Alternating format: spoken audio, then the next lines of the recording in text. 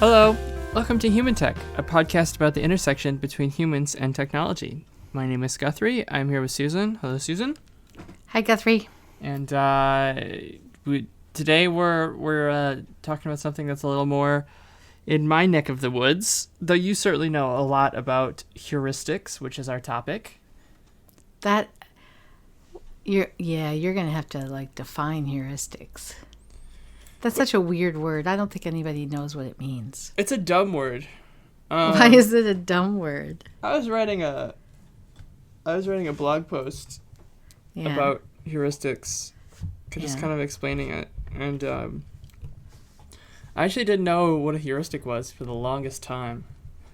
You did or didn't know? I didn't. I understood the concept, but it's such a... So if you think of something like some of the other... Okay, so fear of loss, very straightforward. Or sunk cost. Or even some of the more technical terms. Well, I don't think sunk cost is... I think fear of loss is pretty... That's self-explanatory. I don't think most people know what sunk cost is. I was just trying to think of some of the more scientific-y terms. But yeah, heuristics, it's just such a... It's Greek, but not really. You mean literally? Yeah, it's just like the root just makes no sense. All right. So anyway, what do you mean by heuristics in this situation? I just mean what a heuristic is. So which is what? You got to define it. Because in UX and usability, we talk about usability heuristics, and that's not what you mean here, right? Yeah, sure it is. It's the same thing. It's the heuristics has a definition. Here, I'm gonna clicky clack away. All right, clicky clack. Go ahead. Yeah. What's the definition of heuristic? First of all, it is Greek, just like I said. From heuriskein, which means to find. Yeah.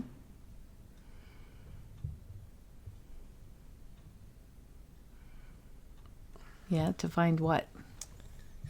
Well, that's just it's just a Greek word to find. That's why it's not like biology, right? Bio being the Greek root for life, and ology meaning the study. So the study of life. So, your heuristic just means find. It's find. Yeah, it doesn't. It's dumb. That's why it's so confusing. That's why I could never remember the name, because it actually isn't a proper root.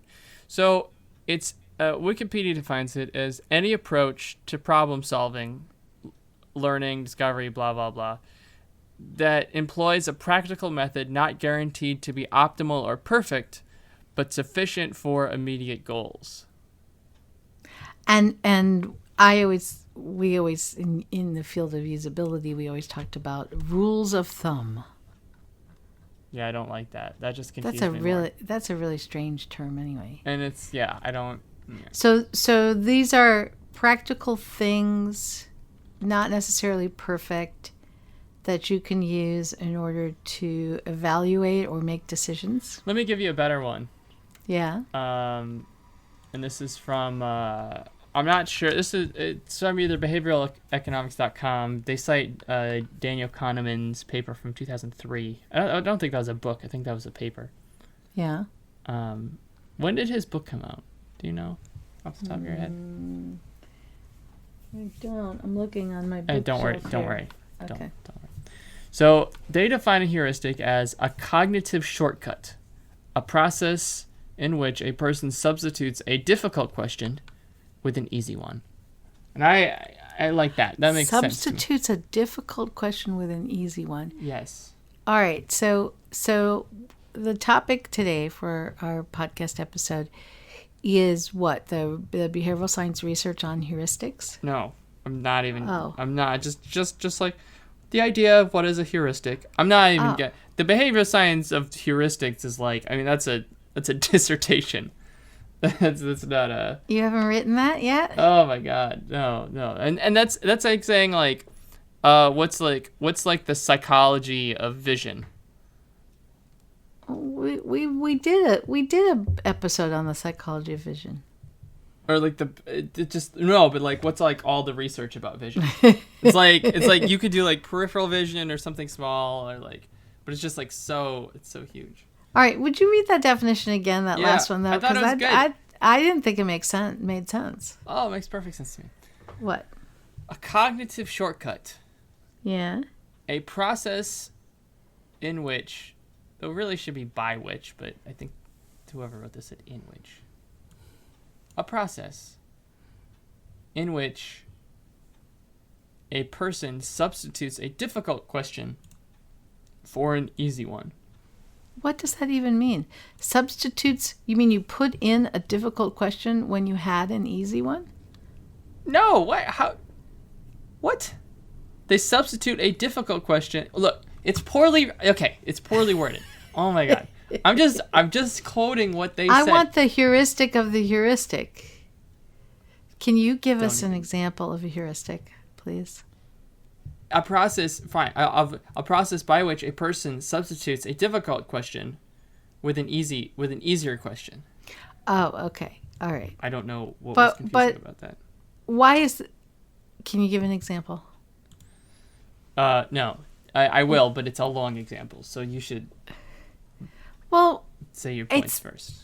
All right, so here's what I'm getting out of that definition, which is...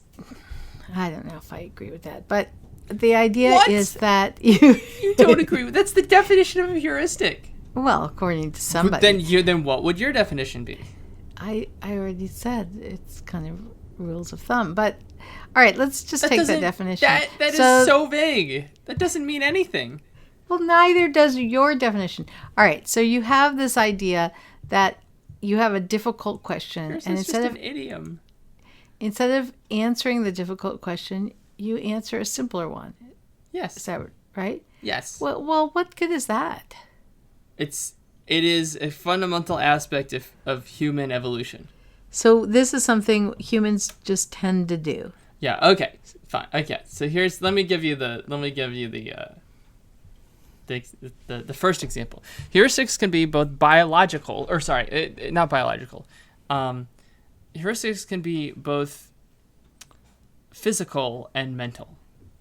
So there are shortcuts that we do when we're performing physical tasks and when we're performing more mental thought tasks. Okay. So the best example is you played sports, right? Played sports? A really tiny bit. Yeah. Not very much. You ever catch a baseball? A softball. Sure. You ever watch like a little league softball game? Yes. Or a baseball game? Yes. Okay. So imagine there's the outfielder in right field. Okay? Mm-hmm. Mm-hmm.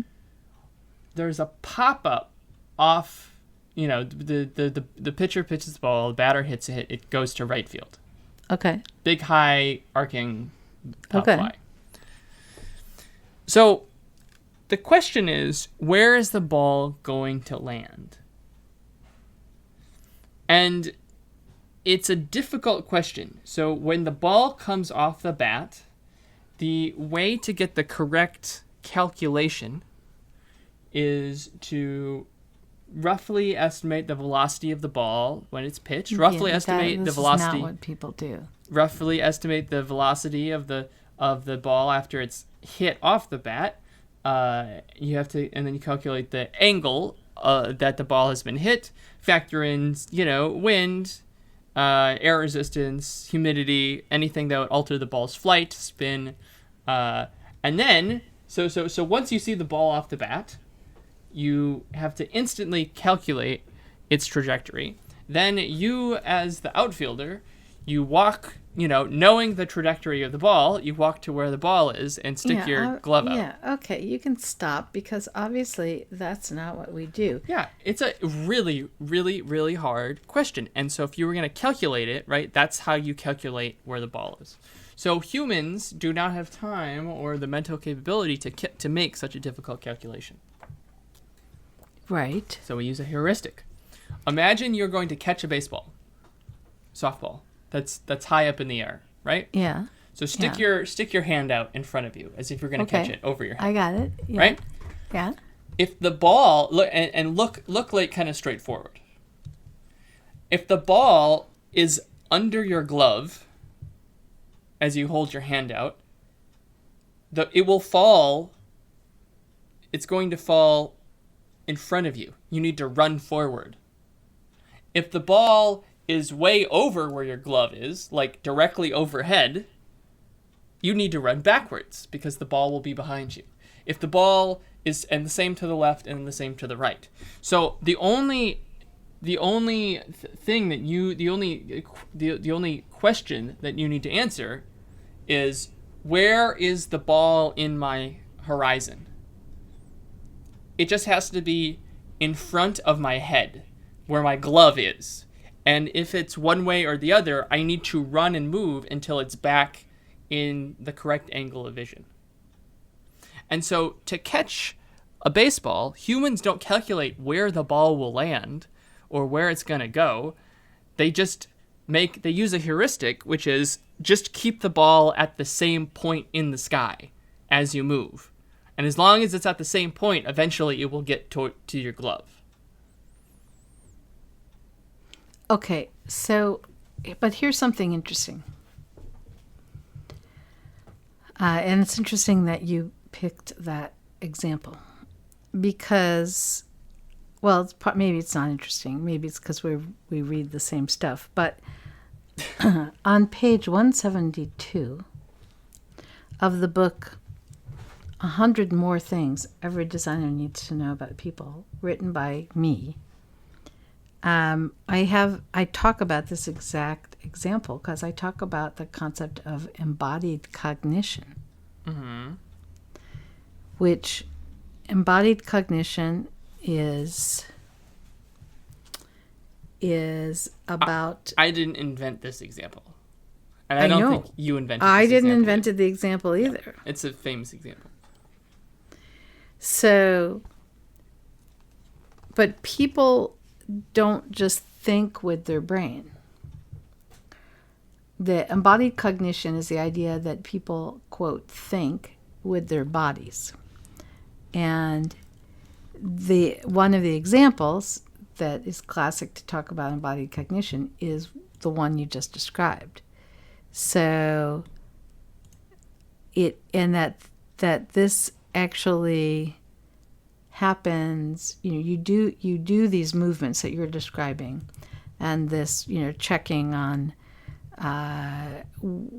where are you seeing the ball, and then moving your body based on that's all happening unconsciously, that you're using what's called kinematic information about how things are changing over time in relation to your body. Mm-hmm. And you're using that kinematic information unconsciously. So you're using your body and information coming in from your information is coming in through your eyes, but also you're using your muscles and so on in order to make decisions and put your body in the right place. But these are two different. These are two different things. You're not a behavioral. You're a psychologist. So yes, we know that. Yeah. Yeah. So, that's all true. That is part of a heuristic. But wouldn't a heuristic imply that you'd have to be consciously thinking about it? No, of course not. Oh. No.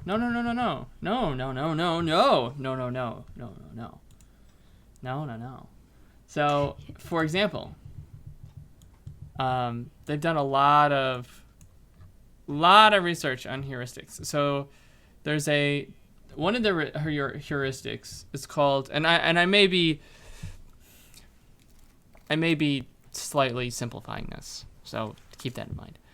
Okay. Do you know Gurenzer and Gassmeyer? No.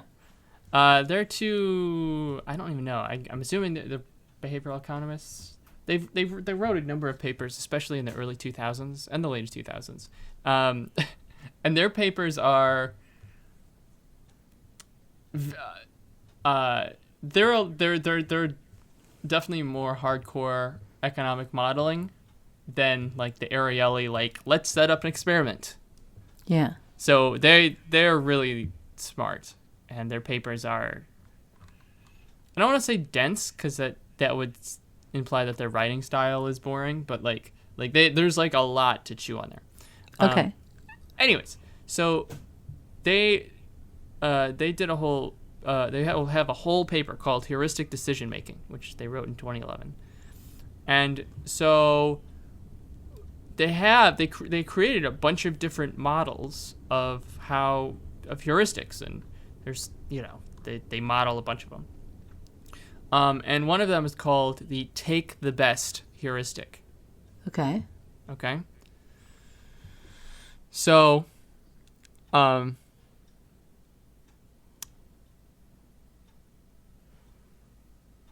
so this is so I have in here from Figure 1 from their paper. Yeah. Just so you kind of understand where they're at. So Figure 1. A competition, so they have like a little graph. A competition between take the best and 3 well-known learning algorithms, which is the nearest neighbor classifier, Quinlan's decision tree, inclusion algorithm, C4.5, and classification and regression tree, CART. Also including a greedy version of the take the best that orders cues by conditional validity Why are you doing instead this? of Just so unconditional validity. We won't go look for the paper. Mean predictive accuracy in cross-validation is plotted as a Okay. function of the All sample. right. You said size it was and training dense. sets. We believe you. Yeah. Can you give us your The next sentence. The two tasks were deciding which of 2 German cities has more inhabitants and which of 2 mammal species lives longer on average. I think I actually might know about their research now that you mentioned that. Yeah, you All probably, right. probably heard of it. So the idea is that people use heuristics to make these decisions? Yeah, so the way the take the best works is and I may butcher this just a little bit, but I'm gonna try not to. So you have 2 alternatives, right? So if I give you two German cities, like Mainz and Bonn. Okay? Yeah. I've been to one of those. Yeah, so they do this with a bunch of people. And if I asked you which of those cities has more people, there is a correct way to determine that, which is to think about what you know about the city. Look it up on Google. No, you can't look it up. You can't look it up. Right? Yeah. Think about what you know about the that cities. city, and what's the location and what's the history, and Yeah. from that, what can I infer about the size, and do they have a soccer team that I know about? Yeah. Blah Okay. blah blah. Okay. Yeah. The take the best, basically, you're forced to pick between 2 choices, and so you have a positive Q value. And so whatever feels the most positive to you, just pick that one. Yeah. And it's probably going to be the one that you're more familiar with. Yeah. And same with the mammals. Like, what of them just, it seems to have a higher value than the other one. And you don't think about why, or you don't try to do any calculations. So you just go with what feels the best. Yeah, and that's an oversimplification, and I don't want to say that I don't want to call it like a gut, but it's just like, you have 2. This one I think is higher. Pick that one. And that's just it. And what's this called? Take the best heuristic. So these all right. And, the bottom line is, the take the best Yeah. had much higher accuracy rates than any of the other algorithms that they could put together to figure out. So it's all right. Can we Just as an example. Back up a little bit? Yeah. Because it sounds to me like, I think we've talked in other episodes about cognitive biases, haven't we? Yeah, cognitive biases being a. I don't really like it. I don't like the term. Yeah. It's overly complicated. It's basically all the weird, dumb stuff that humans do because we're complicated mammals. But in a way, you could say that we make some of the decisions we make, and we use cognitive biases because we're trying to simplify the world around us. And with a cognitive bias, the assumption is that these thought processes we go through can result in us making poor decisions because we're trying to simplify things. And to me, it almost seems like a heuristic is a similar thing, except it's describing the things that we do that instead of making us go awry, which is what a cognitive bias does, these are simplifications that actually work and make it more likely that we're going to make a better decision. Correct. Yeah, well, I mean, there's a very good biological reason why we use heuristics. Which is what? Which is that, human biology is looking for the simplest, quickest way to get good enough. Like, when you take a step, it's not always perfect. That's why humans can't shoot, 100 out of 100, 3-pointers every time. We're not robots. Like, there's variation. And part of that is just because our biology is not perfect. But the other part of it is just because the processes that we go about our lives are designed to be simple, because simple is efficient and it's good enough. When things get interesting when heuristics are better than doing long form thinking. And this is part of a bigger trend, I think, that we have maybe as humans, where we assume that our cognitive, rational thoughts are somehow better, like that we're more accurate when we think about a problem, right? That we're, that our conscious calculations will be better than our quick, and always 1,000 unconscious times, right? Like anything we do consciously is inherently better than things that are quicker and faster. And you're saying heuristics actually shows us that that's not necessarily true? Oh, there are many situations in which using a heuristic is far more accurate than trying to do the long plot. And so like Malcolm Gladwell talks a lot about heuristics, and Ariely does too, when it comes to like economic, I guess you can say economic modeling. Mm-hmm. So if you're trying to calculate, why do people, let's say, like vote for Hillary Clinton, right? And you're trying to figure out, you're looking at a neighborhood and you're trying to predict who's going to vote for Hillary Clinton. Yeah.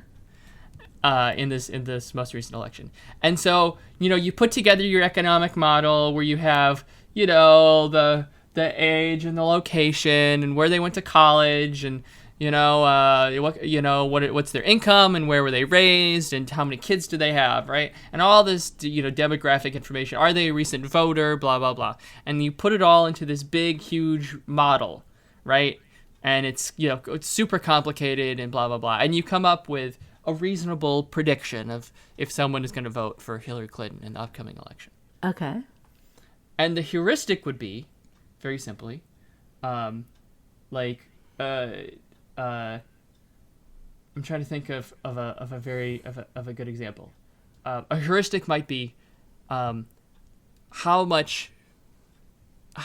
full is their recycling bin? Right. So that that is the heuristic, which is. No, you're not saying that that's actually. I'm not saying that's accurate. That's like an example. But you're right? saying that's an example of coming up with a heuristic rather than the complicated. Yeah. So you have the complicated supermodel, which is all this stuff, and then you just have this one simple predictor, and And time again, they've done people have done studies about heuristics, looking at complicated models, and then using a simple heuristic. And oftentimes, using a simple heuristic is actually much more accurate than using the complicated model. So it's possible that you could get far higher, rates in certain situations if you just by looking at this one factor, right, do people recycle, right? And because people recycling and voting for Hillary Clinton is so strongly correlated, that all the other stuff is just kind of ancillary, and you're wasting your time. And so it convolutes things. This is very interesting, because doesn't this argue then again, because the thing these days, right, is big data, right? Collect these gigantic amounts of data and analyze them, right, to doing all of this analysis and parsing in order to glean insights. And maybe, which I'm sure is, I'm assuming it's useful because a lot of companies and people are doing it. But you're saying maybe we'd be better off sometimes, at least, just not doing all that stuff. I think you should always have as much data as you can possibly have.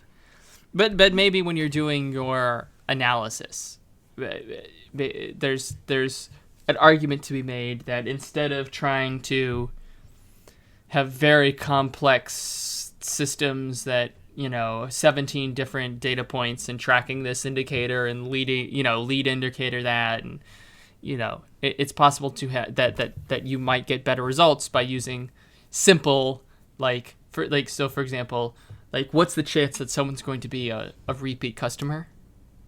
Yeah. And, so you have, all these different things and the time they had on the page and this click and then that click and the product segmentation, blah, blah, blah. And maybe all you have to look at is days since last order. And that's the perfect indicator. So, okay. But people are really going to resist this. Don't you think? Yeah, there's a back and forth, but there's a whole it's not a small body of research. There's a lot of people, and I think this really kind of crested, at least in the econ world, a couple 5 years ago maybe. There's a lot of people who have written a lot of papers about heuristics. You're doing the clickety-clack thing. Yeah, yes. Oh, wait, yeah, so... hey, Jacob Nielsen, who you may or may not be a fan of, I'm seeing here, he wrote a paper called 10 usability, not a paper, but 10 usability heuristics for user interface design. Yeah, I told you that. 1995. I understand. Believe me, I know that. Yeah. Right. Yeah. In the field of usability and user experience, we've had heuristics for a long time. But I don't know that... my feeling about it is that those were identified not as a counter to having large amounts of data, but rather because there were not a large amount of data, and we were just he was trying to get out the idea that... See, I think that in that sense, the heuristics is used, for instance, not to predict behavior, but to say, here are some, you should think about whether a product is usable, and here is 10 questions to ask yourself, and these 10 questions will then tell you whether the product is usable. That's how he was using that heuristic. So Gerd Gerziner, Gigerziner? I don't know. I can't Whatever. Spell his last name. Okay. I'm sorry, Gerd. I apologize. So he's done a lot of stuff on. He was the guy, the paper I just did with the take the best. Yeah. And so there's the recognition heuristic, which is which is kind of like take the best, but it's a little different. And so his theory is that it's called an adaptive toolbox. So individuals and organizations too, they kind of rely on heuristics in an adaptive way. So ignoring part of the information specifically when it comes to making a decision, rather than weighing all the options, can actually lead to more accurate decisions. That's kind of like the big, that's kind of like the. But I would think you could abuse that too. What do you mean abuse? I mean, there's no abuse. It's just like people are just trying to come up with the best decisions, and there are a bunch of different ways that people and organizations come up with decisions and make decisions. And I guess it's not as popular as I thought. I mean, it's mostly like Kahneman and Tversky again. Well,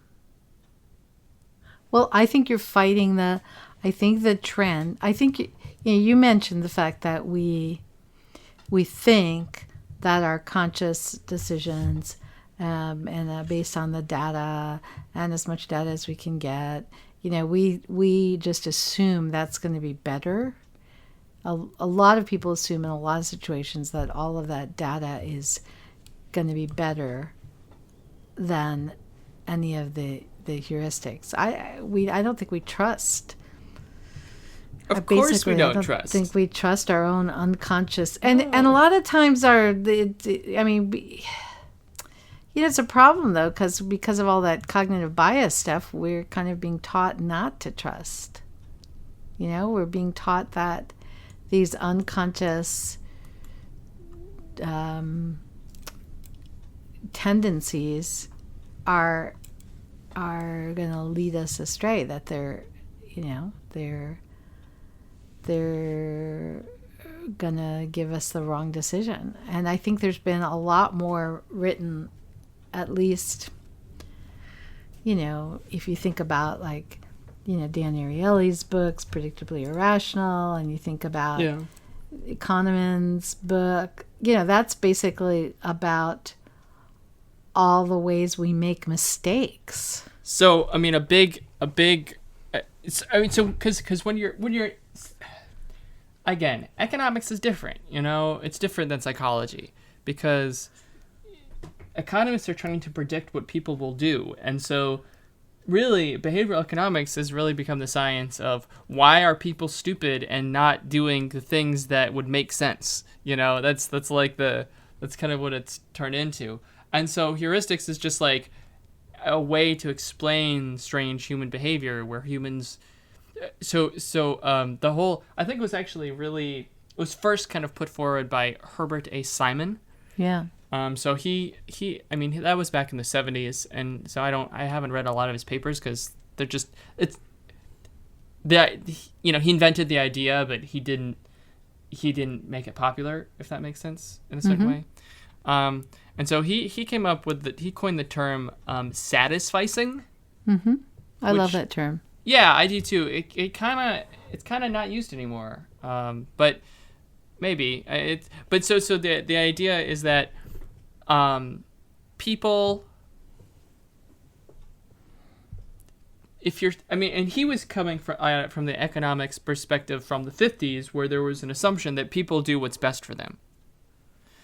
And so if there's $5 on the ground, you pick up the $5 because having $5 is better than not having $5, right? Yeah. There's like this inherent assumption that people make decisions in their own interest, because otherwise, like, how does economics as a field work if people are just bumbling around, like, doing things randomly? Like, it's a very boring field of research.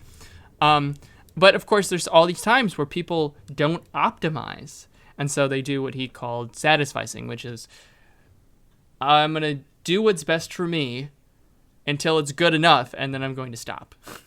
Right? So it's a combination of, like, I'm satisfied, and like,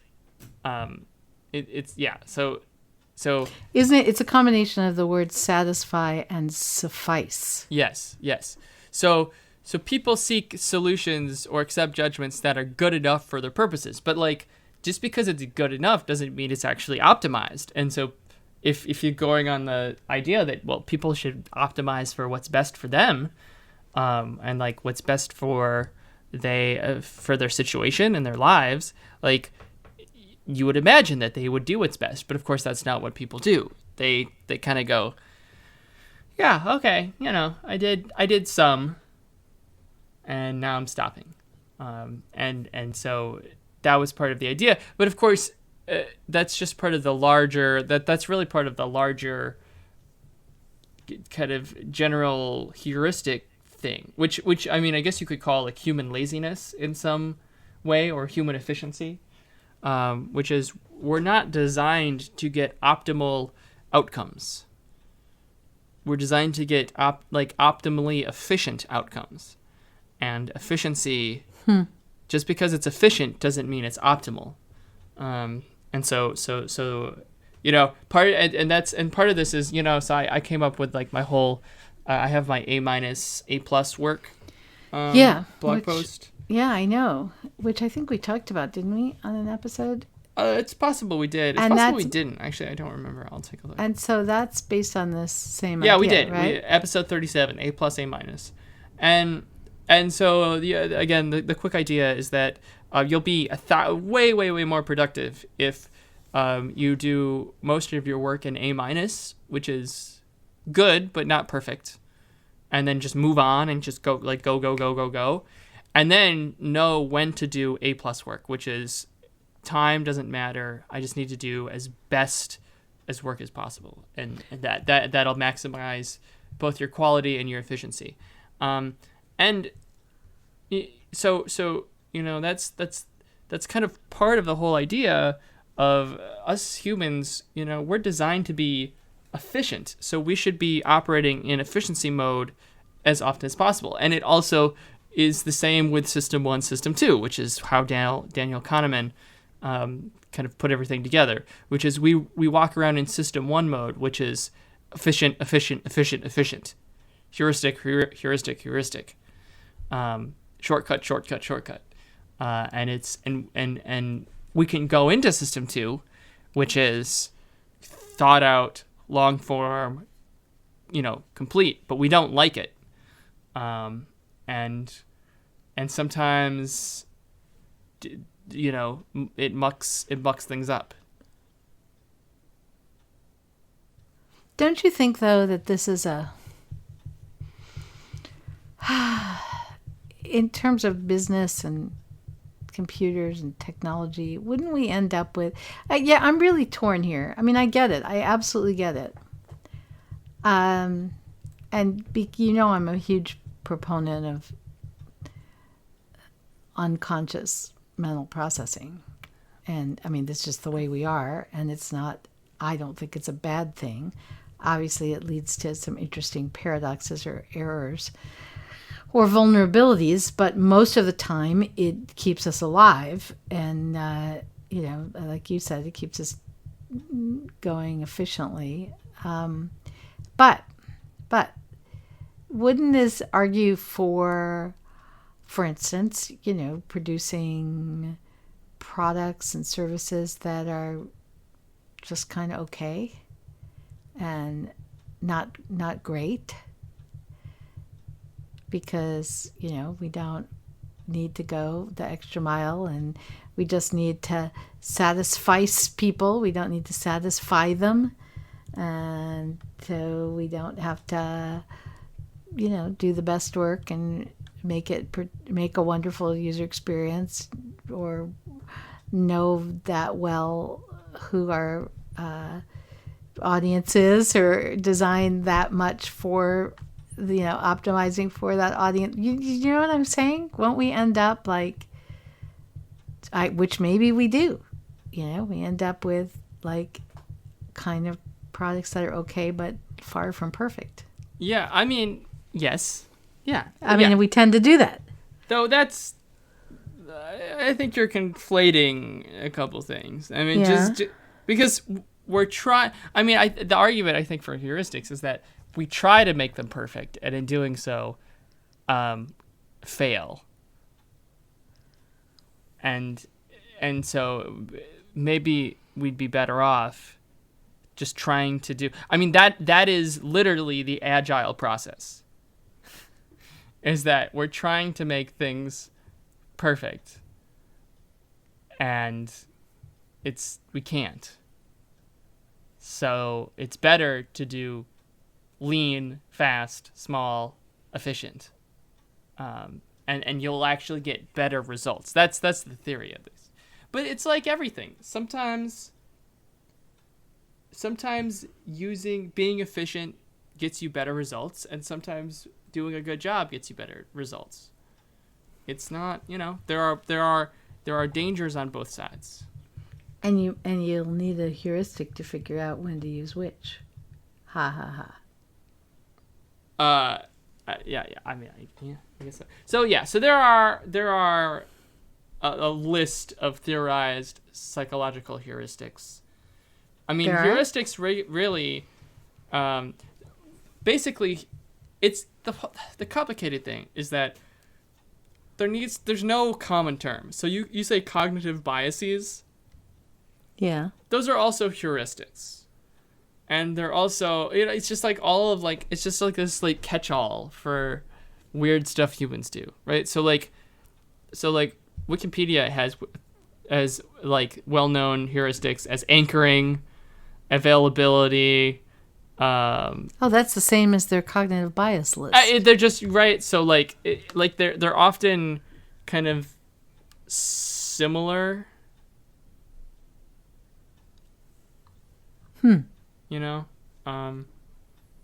Yeah, they're very. That's really interesting. But interesting.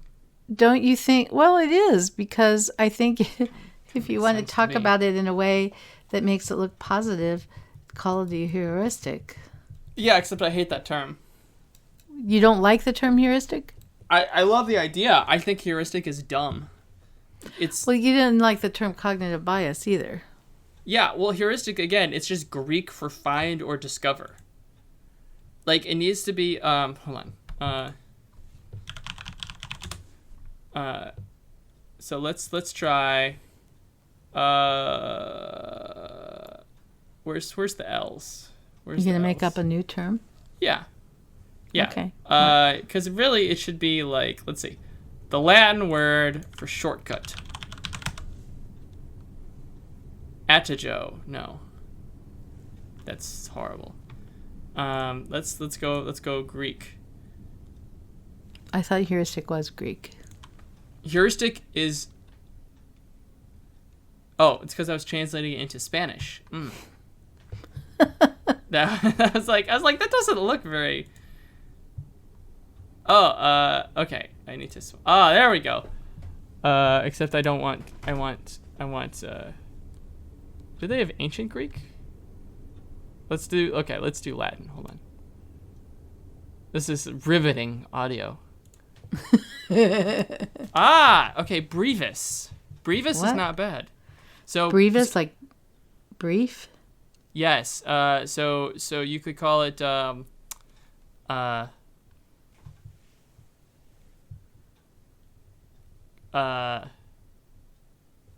So what's cognitive? I need a Greek pronoun, right? Or it's like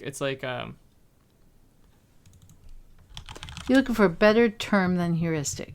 Yes. Is that what you're telling me? Yes. So I need like and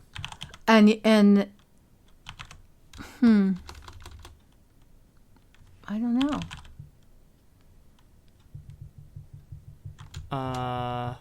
If you're talking about a term for the whole idea of heuristics or for a particular heuristic?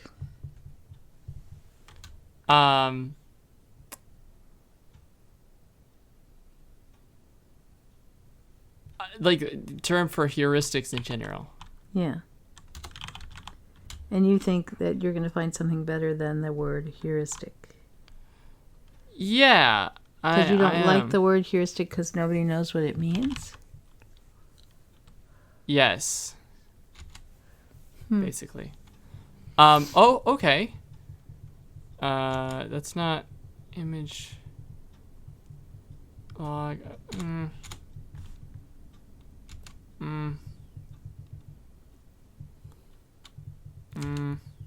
Yeah, I mean, This is hard. I understand. I mean, now that we've been talking about heuristic, I think the word is fine, but when we started, I didn't. So apparently, So what? Why would you call it a cognitive bias? What does that even mean? Because that's a good that's question. not okay. Because let's get to the bottom of it. Okay. Which is what? So it's a mental. I like. Do you like mental or cognitive? Cognitive, but that's because I'm a cognitive psychologist. I wouldn't call myself a mental psychologist, although maybe I should. Cognos, knowledge. Yeah, right? but this is not. See, I don't like that. Why? Maybe we should just call it cognos. To learn. It's like I don't know. Yeah, I don't know what we're gonna call this. Maybe we need to have We'll figure it a heuristic contest. out. Okay. All right. Anyways, so that was heuristics. We'll do some thinking about a better. I mean, we got to use heuristics because that's what everyone else is using. But I hope someone else comes up with a catch-all that can combine cognitive biases, heuristics, all these like terms into one thing. And not have it be either positive or negative? Correct. Just as a catch-all phrase to determine the weird stuff that humans do that causes interesting byproducts in our decision making and faculties and the way we go about our lives. But in general, you're a fan. A fan? Yeah. Of what? Of people using this thing that used to be called a heuristic. It still is called a heuristic. Everyone's gonna. I'm not a fan nor not a fan. It's a thing. It's an idea. I think it's a cool idea. It's not. I don't think you can be like pro or against. I guess there are. I am pro studying heuristics. If that makes sense. Do you think people can learn to be better at applying heuristics to making decisions? Yes. Do you think that when can you're be setting up trained? Well, see, the thing is, especially when you got to talk about heuristics, both in terms of the quick second decision I am making personally, but also organizations make. There's a whole science of setting up how an organization makes decisions, or even how you yourself what the decision making process is. And I think people should put a lot of thought into how they make decisions. And what their process is, both on a personal level and an organizational level. And using heuristics, I think, can be a valuable tool to Although kind of ironic if you're gonna set up a systematic, conscious way to use a non-conscious shortcut. Yeah. Yep. Anyways, and I think that you can actually learn a lot about heuristics through also it's very useful when it comes to programming artificial intelligence. So they're using a lot of these algorithms, and that's what I was gonna bring that up. Yeah, Gissmer and Gerd, Mr. Gerd. I'm sorry. They're coming up with it's algorithmically based so that you can code it and programming it, and so it makes a lot of sense to use in artificial intelligence because I mean, hey, biology has a lot of tricks and tips up its sleeve that humans use. But that's really interesting because really, how would So they're programming some of these shortcut decision-making things into the artificial intelligence. Although some of them, like when you were giving the example of which city is the largest, right? Mm-hmm. Some of this is based on humans feeling that something is familiar or feeling that they know, because there's a lot been written, and a fair amount of research on the idea that people not only have knowledge, but then they can rate how accurate they think their knowledge is. And you have a memory, and then you can rate how accurate you think the memory is. And so, because you were talking about, heuristic that was based on something feeling familiar, right? Yeah, and I don't know enough. You couldn't about program that in, could you? Yeah, of course. Sure. How would you program in a feeling of familiarity in a machine? So you run a simple you run a simple check on a database, and whatever option has more queries, you go with that. You don't analyze the queries for their quality. You simply for their familiarity. And then based on that, you would just so there are there's so this works well when you're developing AI. Some of these, all of these. It's certainly an interesting thing to think about.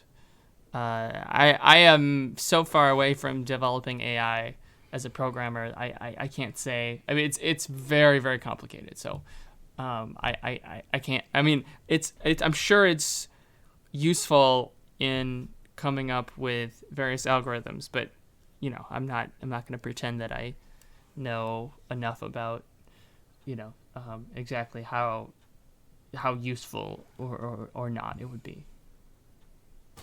Because then we're almost getting into it's interesting. We think about feelings, right?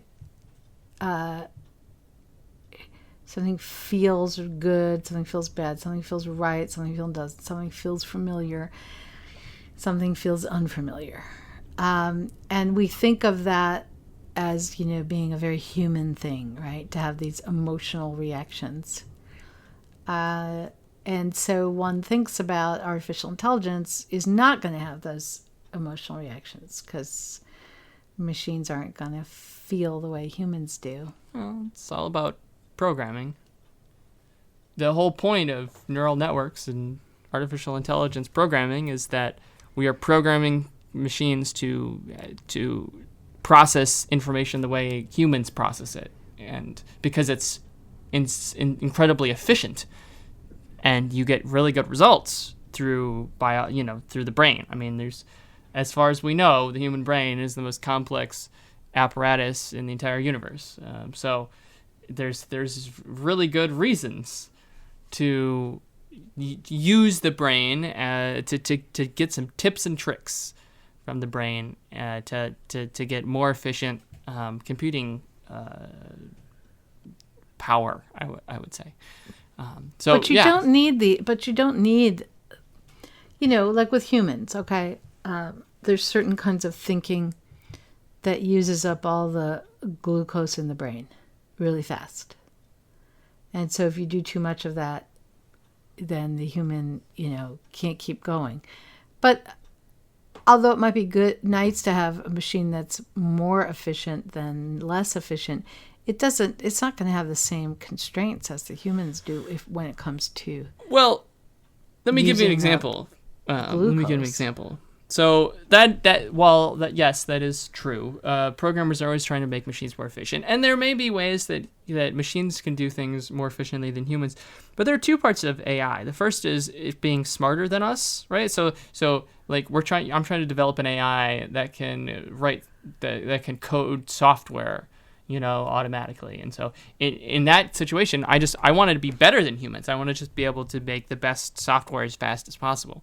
But there are also situations in AI in which you're trying to have the AI mimic a human, right? So if I'm trying to make like a chat bot, yeah, I don't want my chat bot to feel like a computer. I want my chat bot to feel like a human. Yeah. And so perhaps understanding how humans think and some of the shortcuts that they take would lead to more human-like responses by this chatbot. So there are various AI applications in which you don't want the AI to be efficient. You want the AI to be like a human.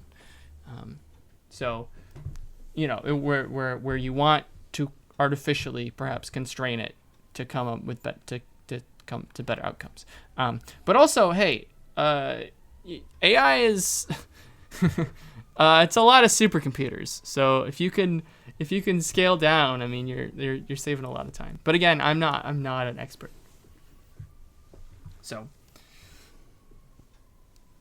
any other thoughts? I'm really fascinated by this. I'm glad you brought this up, and I haven't really thought. I mean, I'm aware of heuristics. I'm aware of some of the research on it, but I haven't really given it a lot of thought, especially as to this idea that it's cognitive bias is. Yeah, it's all like the same. It's all the same thing, and that it's not necessarily a negative thing. And I also tend to think of open your eyes to the world. Yeah, a little bit, because I tend to think of cognitive bias as like we teach in some of our workshops. We taught a workshop together in Stockholm not too long ago, in which we taught about different cognitive biases, right? And did little experiments and showed them the cognitive biases that everyone was using, and I have usually approached that as, look, this is what people tend to do, and so if you're designing a product or service or an interaction with a human, you need to know this is what people are going to tend to do. And sometimes that might be a good thing, and sometimes it might be a bad thing, and it might be good for you but bad for them, or vice versa. But basically my feeling has been, my impression has been from the research, that although you may know about these, you can't do anything, they're essentially problems, and there's nothing you can do about it. Like, just because I know that what anchoring is, and that humans tend to anchor on a number, and that may or may not be a good thing, doesn't mean that I am any less susceptible or vulnerable because I know about it. But now that you've brought this up this way and talked about the idea of human decision making possibly being more efficient with certain heuristics, and that you could set this up in an organization, you could look at the process by which decisions are made. Now I'm beginning to think that for some of this, at least, you could actually, get people to, in certain situations, apply a particular heuristic. And so to kind of consciously use the unconscious, which is, I hadn't thought about before. So now your brain's a weapon. Use it. Now I have to rethink everything I know.